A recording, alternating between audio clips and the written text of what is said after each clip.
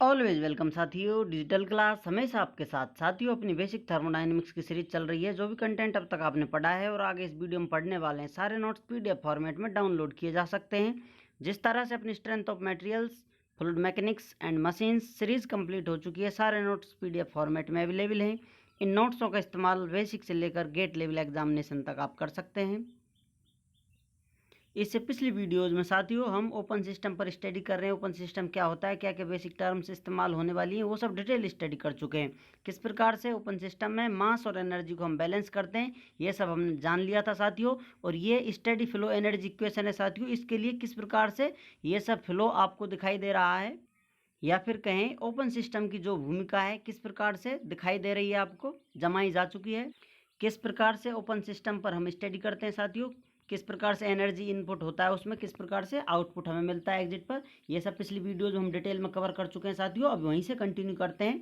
जैसा कि आप जानते हैं साथियों, जिस पर हम स्टडी करते हैं इस प्रकार से बाउंड्री बना लेते हैं, या तो रियल होती है, इमेजिनरी होती है, वो अपना सिस्टम बन जाता है। यहाँ पर ये सिस्टम कुछ भी हो सकता है, टरबाइन हो सकती है, पंप हो सकते हैं, कोई भी डिवाइस हो सकती है साथियों। यहाँ पर इसमें इनलेट है, इनलेट पर कुछ इसमें फ्लूइड आएगा साथियों, उसमें एनर्जी आएगी, उसका मास होगा, वो एंट्री करेगा साथियों, और इसमें कुछ वर्क देगा हमें। फिर इस प्रकार से एग्जिट पर हमें उसकी एग्जिट पर स्टेटस प्राप्त हो जाती है। कुछ एंट्री पर होगी साथियों, जिसको 1 से, एग्जिट पर 2 से प्रदर्शित किया जा रहा है। यहाँ पर मान लेते हैं साथियों इसमें एंट्री हो रही है मास की, तो मास फ्लो रेट होगी m1, इंटरनल एनर्जी होगी साथियों फ्लूइड की u1, c1 उसकी वेलोसिटी होगी एंट्री पर, पोटेंशियल एनर्जी होगी साथियों p1, PE1 डॉट से आप लोग दिखाई दे रहा है साथियों, P.E.1 जो पोटेंशियल एनर्जी को यहाँ पर प्रदर्शित कर रहा है। ये हीट एनर्जी को इनलेट पर Q1, W1 जो कि वर्क ट्रांसफर है साथियों, वो W1 जैसा कि आपको बताया जा चुका है वर्क फ्लो होता है साथियों। जो इस्तेमाल करते हैं कंट्रोल वॉल्यूम, एक्सटर्नल वर्क होता है, इंटरनल वर्क जो आउट होता है साथियों, वर्क लिया जाता है या सिस्टम को दिया जाता है।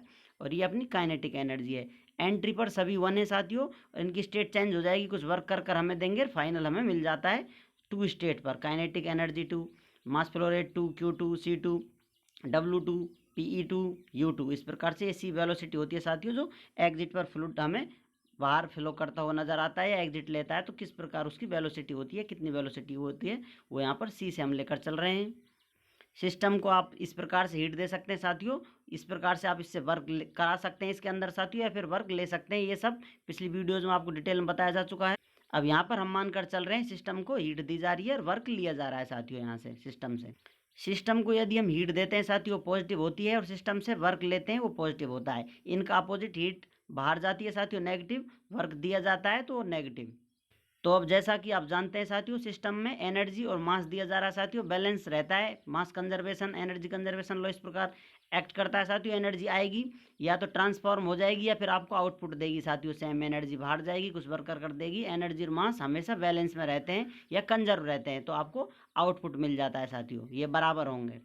या आप कह सकते हैं जितना इनपुट दिया जाएगा साथियों, उससे जितना आउटपुट मिलेगा वो बैलेंस में रहेगा।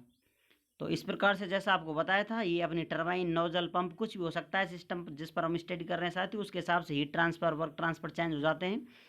अब इनमें हम जानते हैं साथियों, energy in, heat in, work in दिया जा रहा है साथियों, energy out, heat transfer out हो रहा है, वर्क आउट हो रहा है साथियों। ये मैंने कहा था आपको, बैलेंस कर लेते हैं इनको इस प्रकार से।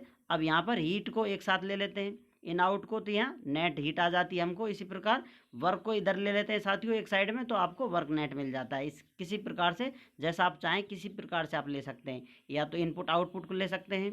इनपुट आउटपुट को लेंगे तो डायरेक्ट आप हीट दे रहे हैं और आउटपुट आपको वर्क मिल रहा है, एनर्जी इन और आउट हो रही है। अब यहाँ पर हम E1, ये डॉट है साथियों, एनर्जी फ्लो रेट कह सकते हैं आप इसको, या लेफ्ट हैंड साइड है जो राइट हैंड साइड में दोनों अपनी इक्वेशन थी, उन दोनों को बैलेंस कर लिया गया है। एक साइड वाली इक्वेशन इनपुट वाली है साथियों, और E2 एग्जिट वाली है। आप कह सकते हैं एनर्जी ट्रांसफर हो रहा है साथियों, या इनपुट हो रहा है, और इतना एनर्जी ट्रांसफर आउटपुट पर हमें मिल रहा है।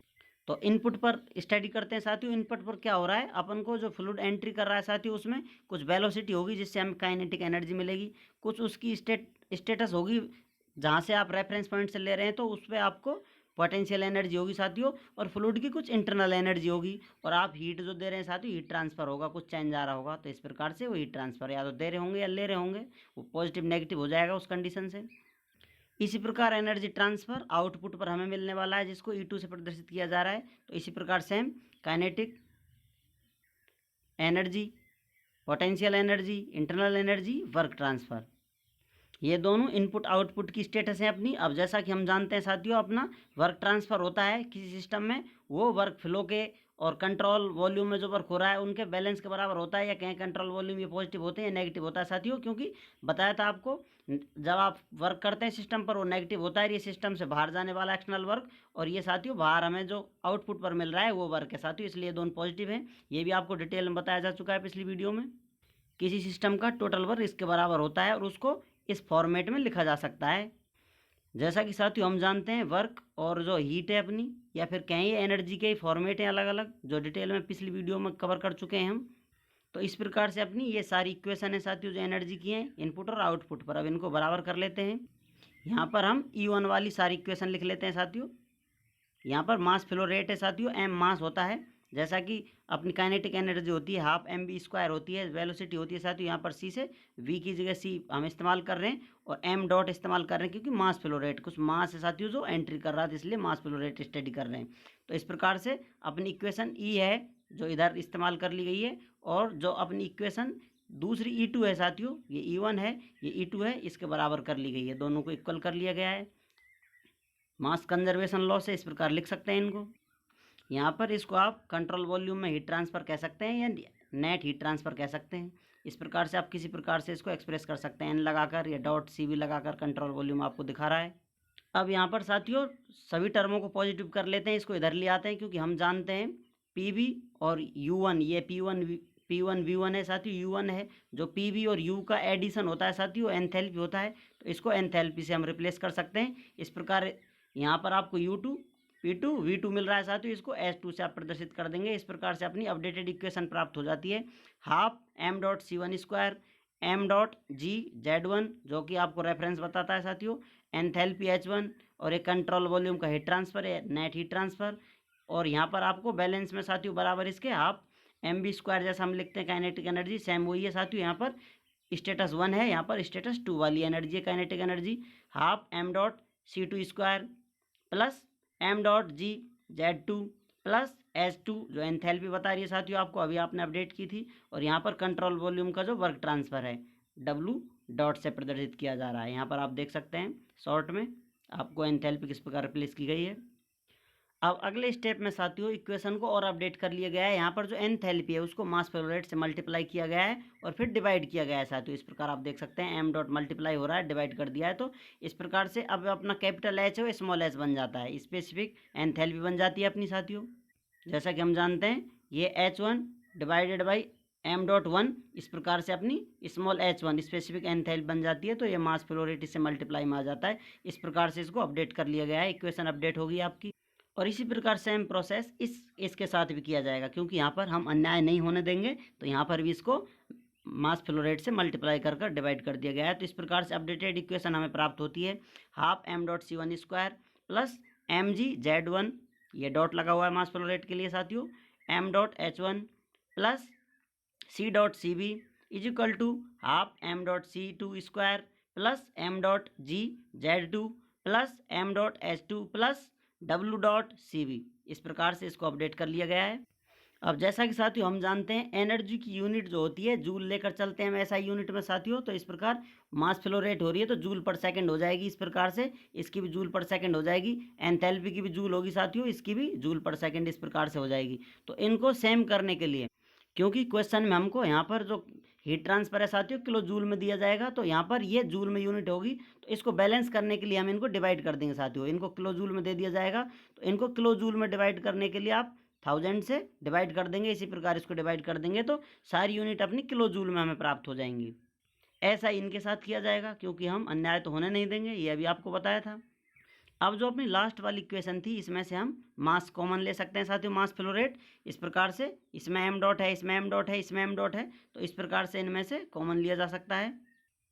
ये जो थर्ड वाला है अपना इनके साथ रहेगा, यहाँ पर आप देख सकते हैं इनमें से 3 में से आप लेंगे, तो इस प्रकार आप मास फ्लो रेट कॉमन ले लेंगे, तो अंदर बचता है ब्रैकेट में जो सभी से मल्टीप्लाई है मास फ्लो रेट अपनी H1 plus C1² divided by 2 plus G Z1 plus heat transfer control volume वाला, और आप इसमें से भी m कॉमन लेंगे मास फ्लो रेट, तो आपको प्राप्त होगा साथियों m dot H2 plus C2 square divided by 2 GZ2 plus work transfer जो कंट्रोल वॉल्यूम वाला है, आपको एक्सटर्नल वर्क मिलने वाला है। यदि क्वेश्चन में आपको ये किलो जूल में दी जाए, किलो जूल पर सेकेंड में, heat transfer enthalpy kilo joule पर किलोग्राम में, तो इन सभी को इस प्रकार से आप किलो जूल पर सेकेंड में किस प्रकार रिप्लेस कर सकते हैं साथियों। इसमें से मास फ्लो रेट लेती है जिसमें से यूनिट होगी इसकी किलोग्राम पर सेकेंड, तो और इन सभी की यूनिट होगी किलो जूल पर किलोग्राम। तो इनको आप मल्टीप्लाई करेंगे तो आपको किलो जूल पर सेकेंड सभी की यूनिट मिल जाएगी सभी की इस प्रकार से। तो पूरी इक्वेशन अपनी किलो जूल पर सेकेंड में हो जाएगी। इस प्रकार से आप यूनिट को चेंज कर सकते हैं। अब यहाँ पर आप देख सकते हैं C1 है साथियों, जो वेलोसिटी होती है इसकी किलो जूल पर किलोग्राम किस प्रकार से यूनिट हो सकती है। यूनिटों को आप कन्वर्ट कर देखेंगे, एक दूसरे में बैलेंस होकर इस प्रकार से यूनिट आ जाती है। जैसा आप देख रहे हैं वेलोसिटी की यूनिट मास पर सेकंड होती है साथियों, यहाँ स्क्वायर हो जाएगा इसका, इस प्रकार होगी, लेकिन इसको आप इस प्रकार लिखेंगे तो आपको कट पिट कर यही सेम यूनिट मिल जाती है। तो इस प्रकार से आप यूनिटों का ख्याल रखते हुए किस प्रकार की यूनिट इस्तेमाल करने वाले हैं, किस प्रकार की आपको दी जा रही है, इस प्रकार से इक्वेशन को चेंज कर सकते हैं। आपको बताया साथियों सेम दोनों इक्वेशन एक जैसी हैं, लेफ्ट और राइट साइड वाली। तो इस प्रकार से सेम प्रोसेस, ये किलो जूल पर किलोग्राम में होगा तो ये भी किलो जूल पर किलोग्राम में, क्योंकि सेम प्रोसेस है, सेम ये अपने जो टर्म है इस्तेमाल करने वाले हैं एनर्जी की हैं, जो एंथैल्पी की हैं। इसी प्रकार वर्क और एनर्जी, जैसा पता है आपको वर्क की भी सेम यूनिट होती है जैसा कि एनर्जी की होती है। तो इस प्रकार से पूरी इक्वेशन बन जाती है आपकी किलो जूल पर सेकेंड में।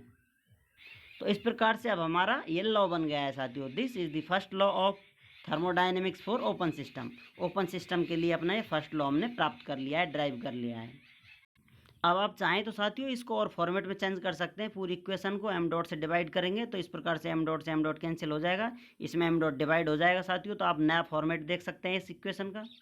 तो अब आप पाएंगे यहाँ पर आपका m डॉट गायब हो चुका है साथियों, और जो ये हीट ट्रांसफ़र है स्मॉल q में आ गया, स्पेसिफिक हीट ट्रांसफ़र हो जाता है क्योंकि आपने मास फ्लो रेट से इसको डिवाइड कर दिया है। तो इस प्रकार से न्यू अपडेटेड फॉर्म मिलती है हमको H1 plus C1 square divided by 2000, क्योंकि ये साथियों अभी बताया था आपको जूल को किलो जूल में कर दिया गया है, उसके लिए यहाँ 1000 से डिवाइड कर दिया गया है इन दोनों को। तो C1 square divided by 2000 plus GZ1 divided by 1000 plus small q is equal to ये सेम प्रोसेस साथियों H2 plus C2 square divided by 2000 plus GZ2 divided by 1000 plus यहाँ पर स्मॉल w आ गया है साथियों। यहाँ पर कैपिटल को भी जो अपना कैपिटल ये w था अपना कंट्रोल वॉल्यूम वाला, इसको मास फ्लो रेट से डिवाइड करेंगे साथियों तो स्मॉल w यहाँ पर आ गया कंट्रोल वॉल्यूम में, स्पेसिफिक वेट हो जाएगा भी। तो इस प्रकार से अब ये इक्वेशन हमारी पूरी अपडेट हो जाती है किलो जूल पर किलोग्राम में। इस प्रकार से न्यू फॉर्मेट आपको प्राप्त हो जाता है। जैसा साथियों हम फ्लूइड मैकेनिक्स में इक्वेशन ड्राइव करते हैं, कुछ उसी प्रकार से ये इक्वेशन ड्राइव करते हुए हम आए हैं, जो कि बर्नौली इक्वेशन की तरह आपको दिखाई दे रही होगी। बर्नौली इक्वेशन जो होती है साथियों वो सिर्फ अपनी इनकम्प्रेसिबल फ्लो के लिए होती है, Bernoulli's equation for incompressible flow. लेकिन यहाँ पर जो ये इक्वेशन हमने ड्राइव की है स्टेडी फ्लो एनर्जी इक्वेशन है, valid for both compressible and incompressible flow, ये दोनों के लिए इस्तेमाल की जा सकती है। अब यदि इसमें हम कुछ और चेंज करना चाहें साथियों, इसको अपडेट करना चाहें, if we neglect kinetic energy and potential energy, तो यदि उनको हम नेग्लेक्ट कर दें साथियों, यहाँ आपको दिखाई दे रही है जो energy kinetic energy potential energy neglect कर देंगे साथियों, तो इस प्रकार से आपको अपडेटेड फॉर्म में लेगी इस equation m dot H1 plus Q control volume वाला Q dot CV is equal to m dot H2 plus W dot CV, जो कि अपनी equation kilo joule per second में थी। अब इसको मास से या मास फ्लो रेट से आप डिवाइड करेंगे तो अपनी equation H1 plus Q small q है साथियों इज इक्वल टू, इस पर भी आप डॉट लगा सकते हैं चाहें तो, is equal to H2 plus small w CV, यहाँ पर w पर भी डॉट लगा हुआ है, स्मॉल w डॉट CV। तो अब इक्वेशन अपनी किलो जूल पर किलोग्राम में प्राप्त हो जाती है। इस प्रकार से इस इक्वेशन को आप और अपडेट कर सकते हैं। अब जैसा साइन कन्वेंशन हम इस्तेमाल करते हैं साथियों, उससे रिलेटेड यहाँ पर पॉइंट लिखा हुआ है हीट इन। यदि आप हीट इन करा रहे हैं, सिस्टम को हीट दे रहे हैं, तो उसको क्यू इन से प्रदर्शित करेंगे साथियों, जो कि पॉजिटिव होगी, जैसा आपको स्टार्टिंग बताया था। आउट करेंगे आप या रिजेक्ट करेंगे हीट, और नेगेटिव हो जाती है साथियों, जो कि आप कह सकते हैं अपोजिट टू वर्क होती है। जो वर्क है सिस्टम उससे अपोजिट होता है। अब यहाँ पर कंट्रोल वॉल्यूम का हीट ट्रांसफर है साथियों, heat transfer of control volume यहाँ की डॉट से जो प्रदर्शित किया गया है इनपुट आउटपुट, और या तो आपको डायरेक्ट दिया जाएगा या फिर आप इसे किस प्रकार निकाल सकते हैं Q1 माइनस Q2, जैसा कि नेट हीट ट्रांसफर हम निकालते हैं साथियों, ये आपको बताया था डिटेल में पिछली वीडियो में इससे। यदि कुछ और इम्पोर्टेंट पॉइंट आप नोट करना चाहें तो साथियों इस प्रकार से नोट कर सकते हैं, और आपसे बार बार कहा जाता है बीच बीच में नोट्सों के आप ब्लैंक पेज लगाते रहें साथियों, जिससे आपके इम्पोर्टेंट पॉइंट भी नोट किए जा सकते हों। उम्मीद करते हैं साथियों वीडियो में दी गई जानकारी आपको अच्छे से समझ में आई होगी। अभी भी आपका कोई कन्फ्यूजन है तो आप हमसे कमेंट कर पूछ सकते हैं साथियों, आप चाहें तो कॉन्टैक्ट कर सकते हैं। वीडियो अंत तक देखने के लिए, चैनल को सपोर्ट करने के लिए आपका बहुत बहुत धन्यवाद। जय हिंद, वंदे मातरम।